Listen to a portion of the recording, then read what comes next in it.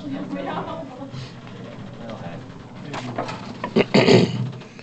right, everybody ready to go? Good afternoon, everyone. Good? Yes, sir. Trash? Oh, that's toilet. Toilet. Oh, wow. Wow. Well, man, like I say, I'm excited about an opportunity this week to play our rival at home with something to play for. It's always great when you can have a game like that, and we all really excited about it, knowing this rivalry and how important it is, and the things that matters to us going forward is really excited about this opportunity. And again, I know last week we got a win, a much-needed win for our football team, and we didn't necessarily play our best, but we played hard for 4 quarters and gave ourselves a chance to win that ball game. And guys stepped up and made a play when a play was needed. And I was excited not only with the win, but how we won. I thought our football team needed to win a game like that, and hopefully that can propel us on to good and better things moving forward. And we're going to build off of that from last week, and knowing that it's going to be another physical ball game this week. All right, first question will be Wayne on the front. Wayne. Coach, this is your first time being a part of the Florida State Nope. rivalry. Always been a part of it. What's what are your memories of this rivalry growing up? The ones we won. Remember all the ones we won. Don't think about the ones we lost. But there was a lot of great players playing in all those rivalries. I mean, I think if there's anything, a lot of great players and a lot of great coaches throughout all of those games. And again, you can throw out all the records and all the stats. It doesn't matter that game. You got to come ready to play and play for 4 quarters. Deshaun?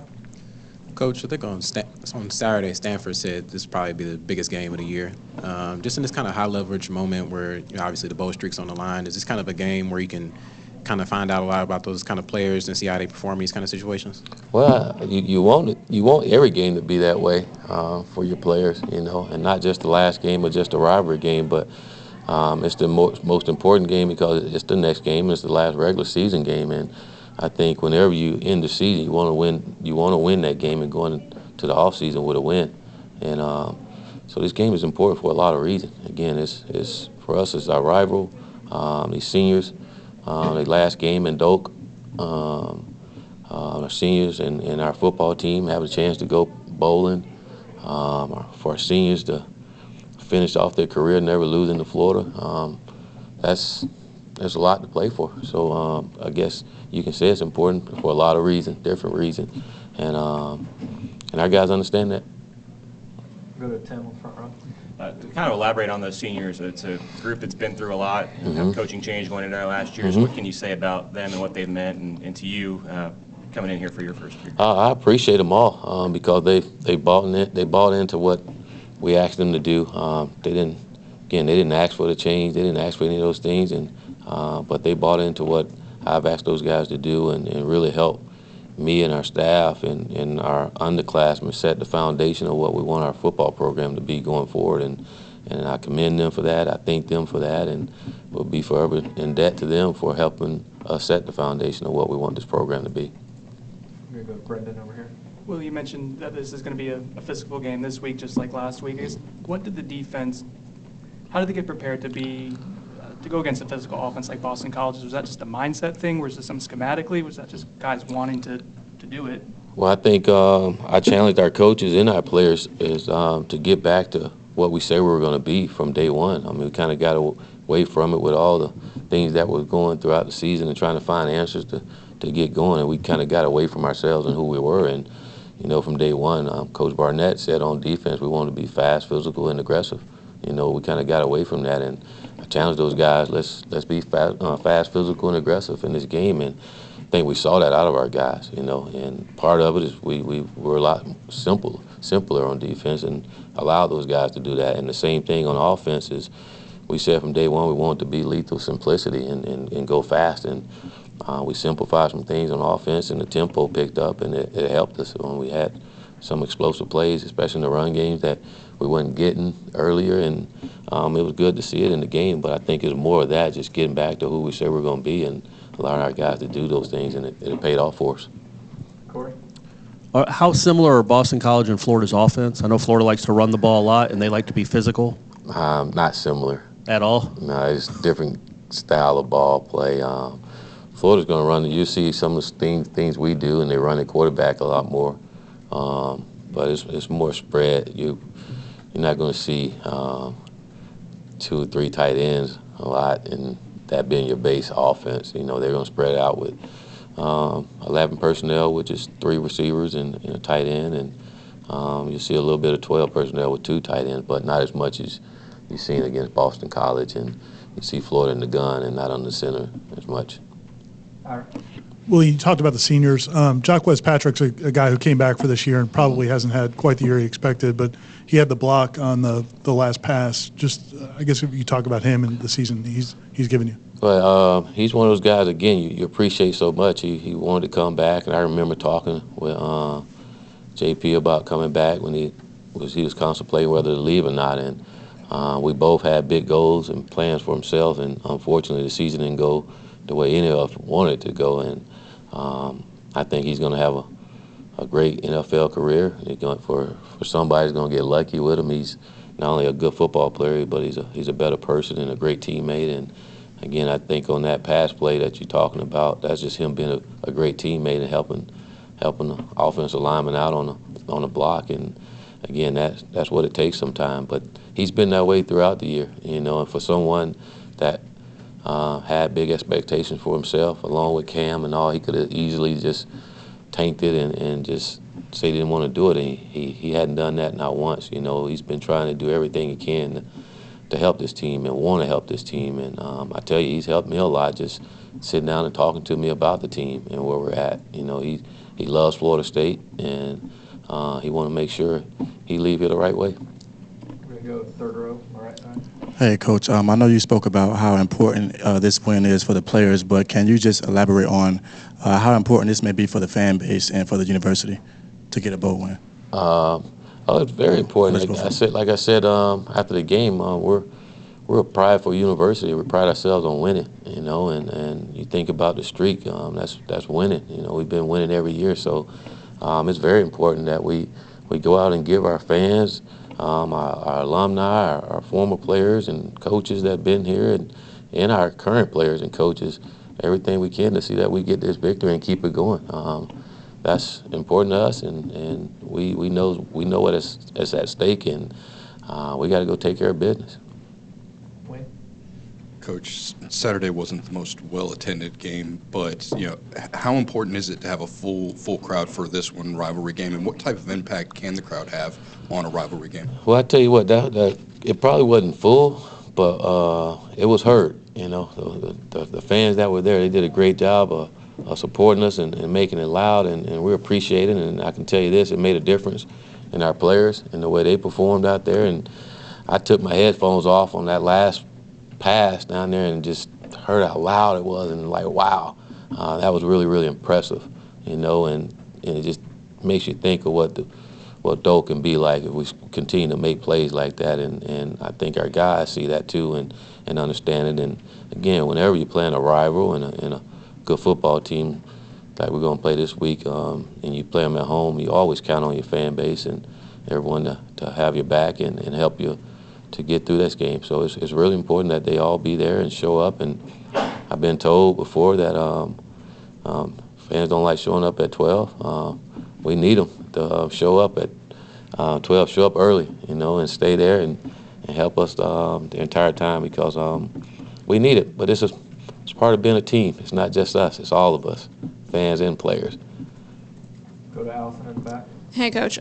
You've seen it before this year, but this team's fight, their resiliency, I mean, they showed that again on Saturday. But how important was that in that win and kind of heading into this week, this rivalry week? Oh, it was very important because, again, it was a must-win game for us. And our guys kind of put things together, things that were really hurting us. We put them together. We did some bad things in the game, but we were able to overcome them and not continue to let those things define us. We kind of stayed to the plan and stayed positive and not get down when things didn't go our way, which happened early in the game. And I was really impressed with that because I knew eventually that we'll overcome those things if we just stick to it. And our guys, they did it, and it paid off for us. So hopefully, again, that's something that we can continue to build off of when we get in those situations. And it could be this week again, and that we can fight through it and overcome those things. I know this, we're one of a few teams that's come back from behind this season for more than 10 points or more. So our guys know they can do those things. But we also know if we don't put ourselves in a position where we have to come from behind like that, it's a lot better and less stressful as well. Hey, Coach. When a decision is made during a game, if a player's struggling, a switch is made, is that the position coach that makes that decision? Is that you? Is that the position coach maybe coming to you, say, I want to do this, and you approve? I'm just curious how that whole No, that that's my discussion. I mean, that's my decision. If a player is struggling and not playing well, that's a decision that I'm going to make, not necessarily a position coach. And a quick injury update I want to ask about the prospects of Levonta Taylor and then Cole Minshew. Can you get either one or both of those guys potentially back this week? He was out yesterday running around and trying to get himself back right. I think we'll know more on Tuesday. It's just, again, with the hammies, you never know, especially until you get out and you can run. Just go all out on it and see how it goes. So I think we'll know more on that on Tuesday. He ran around a little bit yesterday, so I think he's getting closer. Cole, we're waiting on some results to see how we're going to go forward with him. He's still doubtful. We're just waiting to get some results back to see how we go from here. All right. Well, you guys had several explosive plays in that game. I'm sure it was mostly scheme, but could you talk about the way the playmakers stepped up and made plays? Because the week before against Notre Dame, you guys didn't make a lot of plays. Yeah, it was good. I think overall we just executed better. I talked about it after the Notre Dame game and in the North Carolina State game. Is just we're not consistently executing, and I thought on Saturday we executed consistently a little more than what we had all season, and it paid off for us. And again, guys were locked into what we're doing. I think helped is, again, simplifying some things so we're not thinking as much. And I think when you're not thinking as much, you can execute a lot better. And it showed on Saturday. Our guys were able to do that in every aspect. But it was good because our guys that didn't execute and didn't make the plays that we wanted to in the game before, they came back and made them in this game. You think about Terry and the game he had at Notre Dame, and I know he told the entire football team that he was going to make up for it, and sure enough, he did. And even Terry early in the game, not getting as many catches, but staying locked into the game and coming up big for us there at the end was big. Do you think that the outcome of this game matters from a recruiting perspective, in terms of when you go in state and recruiting against the University of Florida, in terms of perceptions, that sort of thing? I think any game, winning any game helps with recruiting. It's big, not necessarily because it's Florida or anything. I know the perception, you win a game, then you get all the recruits. I wish it was that easy. Then we should have them all if that was the case. But recruiting is about building relationships, and I know for us it's about getting the right fit for what we want for us and how we're going to build it. So I don't think all that has to do just with winning. Winning helps big time. I mean, I think every recruit want to go somewhere where you can win, but a lot of recruits have things they want too out of a program, what they're looking for too. And so we're trying to find the right fit, what we're looking for and what they're looking for, and hopefully it's a great match, but winning helps. Well, I know you said after the game that the energy and effort have been there all season. You've been happy about that. To see it kind of culminate in the win and the fact that guys are still playing hard even after that 3-game losing streak, I guess, what does it say about where this program is at and how they bought into you as a coach? Well, I think not just me as a coach, they buy into the coach, or they buy into the vision of what we set out to do with our program. And I think our guys seeing everything we're doing is benefiting them. Everything is catered towards them. And putting them first, whether it's in the classroom or off the field, and trying to hold guys accountable. And everything we're doing is about our players, and I think they appreciate that. And when it comes to football and the losing streak, and they did not giving up or anything, I think it's just each individual being real with themselves and ask themselves, are you doing enough to help this team, or are you doing something to hurt this team? And if you are, let's work to make it better. But I think watching film together as a team is less than the finger pointing to where you can have that division from within, because everybody see each other make mistakes, and so it's hard to point fingers and get on someone else. And I think guys appreciate that, and it makes them come out and practice that much harder, knowing that we got to correct those things. It's on us. So I think those things have helped us, and a lot of it is just part of the culture that we're building, and we still got some more work to do, but we've laid the foundation, and we got to keep moving. Wayne? Willie, that was the most success that you guys have had on the ground this year. Was that due to the offensive line? Were they playing at the best level they've played at this year, and just why do you think that is at this time? Yes, I think if you look over the last 2 weeks, you can see our guys up front improving. Again, I think you probably seen a little more if we didn't get so far behind in the North Carolina State game, but I think you've seen improvement in those guys the last 2 weeks, and that's a big part of it. But again, I think because we simplify some things and to allow them to just play and not think as much has really helped our guys and allowed them to play with a lot more confidence, and when you can play with a confidence, you can execute a lot better, and that's what they're doing right now, executing better and a lot more confident in what they're doing. I'm going to go to Lane in the back. How much is Keyshawn Helton an example of a guy who's earned his playing time through practice, but also capitalizing on his opportunities and being able to make plays? That's who he is. He's always been doubted. He's been the small guy, and everyone think the small guy can't play football. But Keyshawn is one of the small guys that have one of the biggest hearts. He's one of those guys you want on your team because he's gonna give everything he has to help you try to win. And I know he loves this place, and he's a big-time football player for us. I think he earned the respect from his teammates from day one when he got here, and he told everybody what he was going to do, and now he's starting to show us all what he's capable of doing. And again, we felt like, especially a lot of the freshmen that are playing for us, we felt towards the end of the season we're starting to see more of them and see what they can do, and all those guys are starting to show us. And it was great for Keyshawn to come in and make those plays for us that he did, because we needed him. And he sparked it. He gave us some spark there. Is there any value in looking at a guy like Dan Mullen in his past in terms of the way he coached maybe the first 11 games of his regular season and the way he would approach a rivalry game at the end of his seasons? Say that one more time. Is there any value when you're going up against a guy who's played in a really heated rivalry game at the end of his season to kind of see the way that maybe he approaches that game differently by looking at the way he coached in previous games in his regular season before going into that final game? I think it depends on who you are and what you're looking for. I probably could look and might find something, but I think we're going to continue to look at the film that we watched of them and how they coached and the tendencies that they've shown. And I don't think they're going to get too far away from the tendency. They've had a lot of success doing what they're doing, and they're not going to get too far away from it. So. But again, I don't think it's about Florida. It's got to be about us, and about what we're doing, and we got to be on our A game and what we're doing. And we feel like our A game, if we're on our A game, we feel like it's good enough, but we have to be on that, and again, against a good football team, and we can't make the mistakes that we've been making. We got to be sharp on everything we're doing and doing it at a high level, and again, it's the last game of the season. We need to practice that way. We need to meet that way. We need to walk that way, and then do it on Saturday. And we got one last opportunity at home in Doak to put it all together. And so it's more about us. And if we can do what we need to do, we feel good about it. Corey?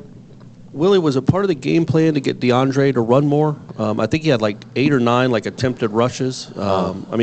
It wasn't Tommy Frazier or Willie Taggart even for that matter. I was going to think you're going to skip me out. My bad. It wasn't even Willie Taggart. But is that something that has been coming? Is he healthier? He just looked maybe a little different and quicker than he has. He's healthy, and I told him before the game, we're going to run you more. He's like, go ahead, coach, I want to run. And he's been healthy all year. We just hadn't ran him much, and I think he wants to run the ball. We didn't run him much, and in that game we decided to, knowing that we were going to have some running lanes for him, but it was good to see, him go out there and run with a purpose and get us some yardage that we needed when it happened. So I know there's things we can do that can help help us on offense with him running the football. But it was good for him to go out there and for us to call the plays to allow him to do that. Florida's had a top 30 defense this year, and they've been really strong against the pass. I guess just what have you seen from them this year, and where do you think are some challenges they can present? Well, they're very skillful, and they take advantage of opportunities when they come. When those, and then they do a good job of taking the ball away with fumbles and interceptions and just getting you behind the sticks and make you play behind the sticks. And whenever you can do that, it makes life a lot easier for you defensively. But they're very, very talented defense, and from top to bottom. And they have the kid Polite, who's a big-time pass rusher for them that gets to the quarterback. And Coach Grantham has done a great job with some of the schemes that he do for those guys. But they're a talented group, and they play well together. Going back to the senior theme, Nooney had a career game on Saturday, and he also his big pass in the first half, his big catch in the first half was a big momentum shift.